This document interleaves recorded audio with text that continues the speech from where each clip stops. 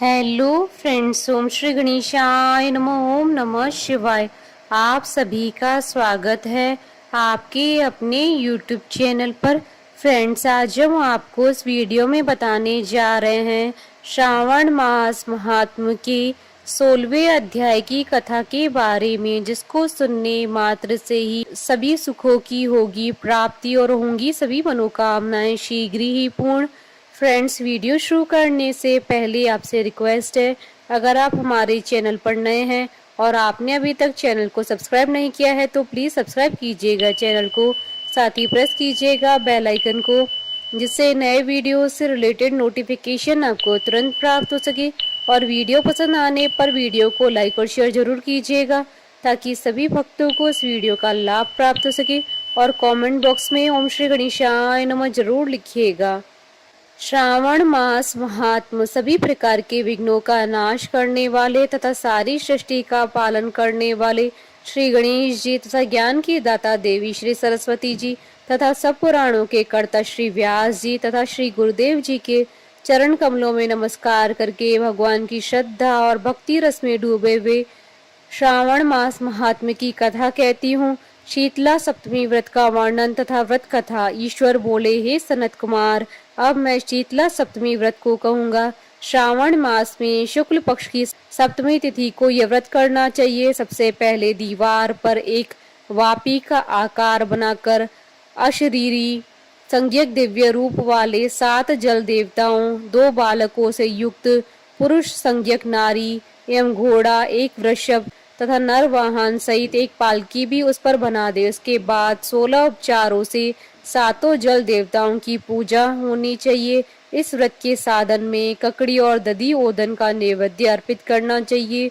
उसके बाद नैवेद्य के पदार्थों में से ब्राह्मण को वायन देना चाहिए। इस प्रकार 7 वर्ष तक इस व्रत को करने के बाद उद्यापन करना चाहिए। इस व्रत में प्रत्येक वर्ष 7 सुवासिनियों को भोजन कराना चाहिए। जल देवताओं की प्रतिमाएं एवं स्वर्ण पात्र में रखकर बालकों सहित एक दिन पहले सायंकाल में भक्ति पूर्वक उनकी पूजा करनी चाहिए। प्रातः काल पहले ग्रह होम करके देवताओं के निमित्त चरु से होम करना चाहिए। जिसने पहले इस व्रत को किया है और उसे जो फल प्राप्त हुआ है उसे आप सुने।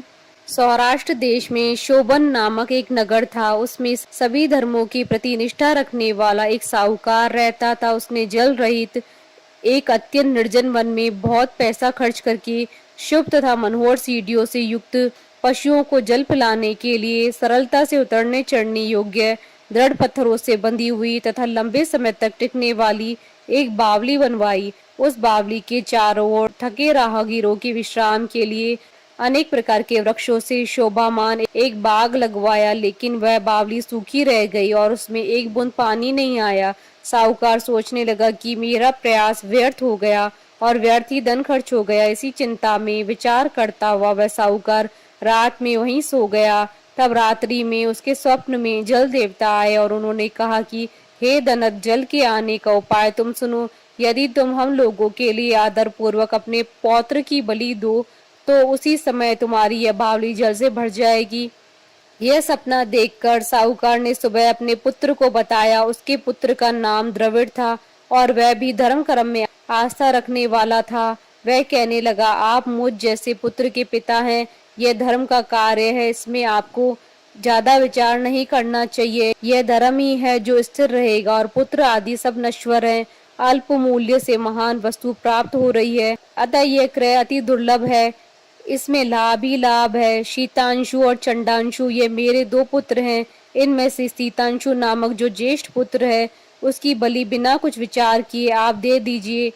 लेकिन पिताजी, घर की स्त्रियों को यह रहस्य कभी ज्ञात नहीं होना चाहिए।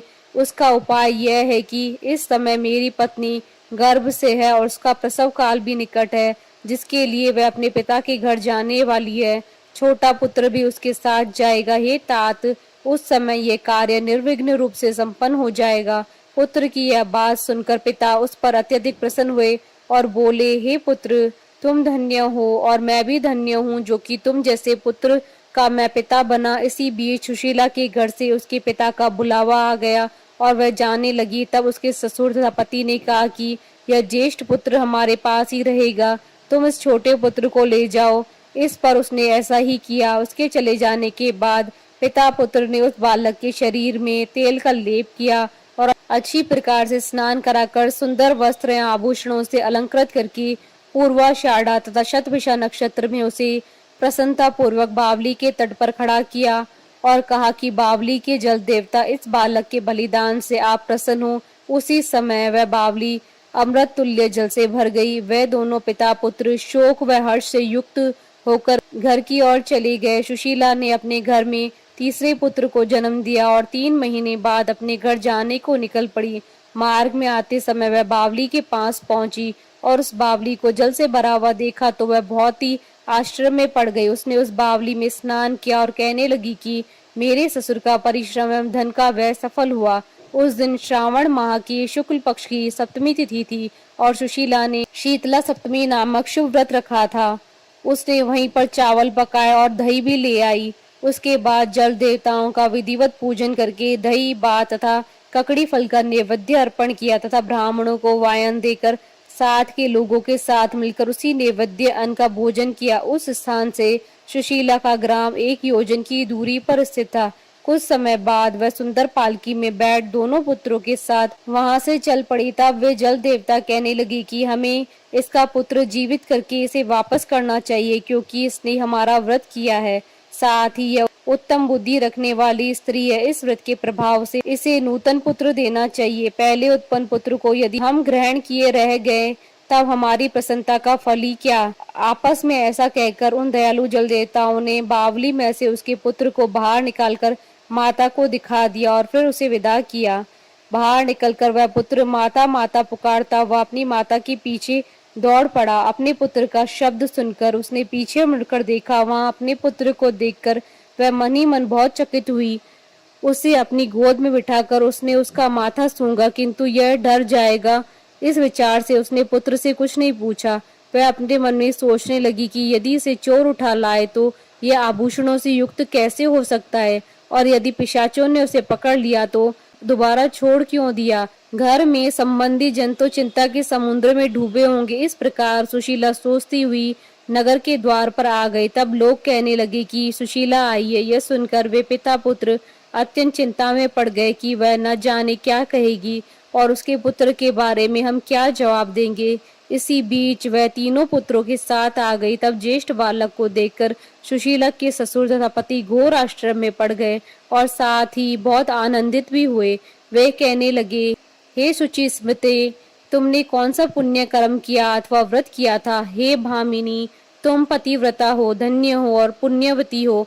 इस शिशु को मरे हुए 2 माह बीत चुके हैं और तुमने इसे फिर से प्राप्त कर लिया और वह बावली भी जल से परिपूर्ण है। तुम एक पुत्र के साथ अपने पिता के घर गई थी, लेकिन वापस तीनों पुत्रों के साथ आई हो। हे सुब्रू, तुमने तो कुल का उद्धार कर दिया। हे शुभानने, मैं तुम्हारी कितनी प्रशंसा करूं। इस प्रकार ससुर ने उसकी प्रशंसा की। पति ने उसे प्रेम पूर्वक देखा और सास ने उसे आनंदित किया। उसके बाद उसने मार्ग के पुण्य का समस्त वृतांत सुनाया। अंत में उन सभी ने मनोवांछित सुखों का उपभोग करके बहुत आनंद प्राप्त किया। हे वत्स, मैंने इस शीतला सप्तमी व्रत को आपसे कह दिया।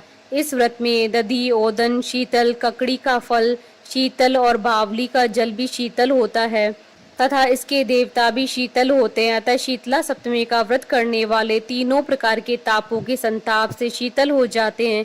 इसी कारण से यह सप्तमी शीतला सप्तमी इस यथार्थ नाम वाली है। इस प्रकार श्री स्कंद पुराण के अंतर्गत ईश्वर सनत कुमार संवाद में श्रावण मास महात्म में शीतला सप्तमी व्रत कथन नामक 16वां अध्याय पूर्ण हुआ। बोलिए भगवान शंकर माता पार्वती जी की जय। हमारे साथ इस वीडियो में अंत तक बने रहने के लिए आपका धन्यवाद।